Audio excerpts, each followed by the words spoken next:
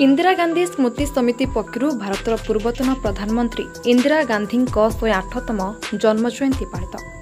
इंदिरा गांधी स्मृति समिति पक्षर भारतर पूर्वतन प्रधानमंत्री इंदिरा गांधी 108तम जन्म जयंती पालन अवसर में जातीय संहति दिवस और सर्वधर्म प्रार्थना सभा नीलगिरी कांग्रेस भवन परिसर में अनुष्ठित होइछि। इंदिरा गांधी स्मृति समितिर सभापति जसोदा नंदन सिंह आवाहकत्व में वरिष्ठ कांग्रेस नेता भरत चंद्र साहू सभापतित्व में उक्त समारोह उत्सव अनुष्ठित होता।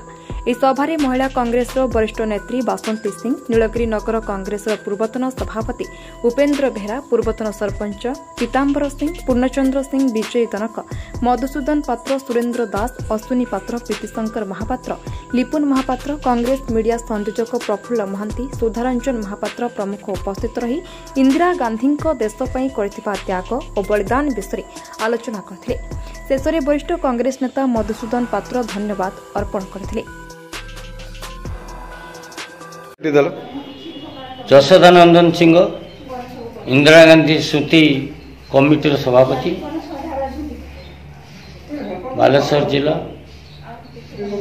तरफ नीलगिरी सब डिविजन स्तरीय आज नीलगिरी कांग्रेस भवन आज इंदिरा गांधी 108तम जयंती समारोह पालन करा प्रथमे सर्वधर्मर प्रार्थना अनुष्ठित है, पताका उत्तोलन है, वयोज्येष्ठ व्यक्ति भरत द्वारा पताका उत्तोलन कले, तापरे जातीय संगीत गान है एवं स्कूल मानकर वृक्षरोपण कार्यक्रम रही। विशेषतः इंदिरा गांधी प्रचेषार जो भारत वर्ष गरीबी हटाओ, सर्वप्रथम बैंक को जातीयकरण करने एवं बेकारी मन को नियुक्त करने, चाषर उन्नति, गरीब खटिकिया उन्नति सब्सिडी लोन माध्यम जो उन्नति करते से पाथेय हाथी करिडर से बाबद आलोचना है।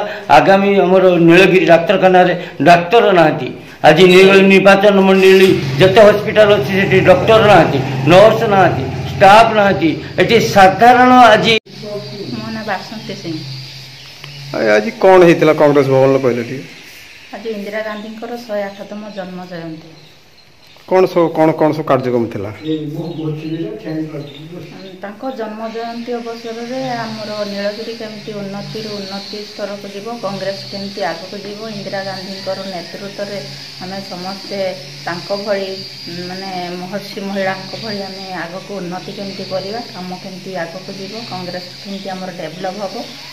आमे तो तांको परी हो पारिबानी, किछि नहेले भी तांको ये माने सदगदी रे आमे माने प्रचारित होइके आमे काम करिवु, किंतु कांग्रेस टाकू आगको डेभलप करेबी, आमे उद्यम करिवु, जारी रखिवु। बर्तमान सरकार जरा नारी निर्यातना दोछि, बर्तमान महिला हिसाब आपण कोन महिला हिसाब में तो जमी आमर सब नारी मान को अत्याचार करा होछि, अश्लील व्यवहार करा होछि, मु तो माने महिला नेत्री हिसाब रे मु बहुत निंदा करूछि।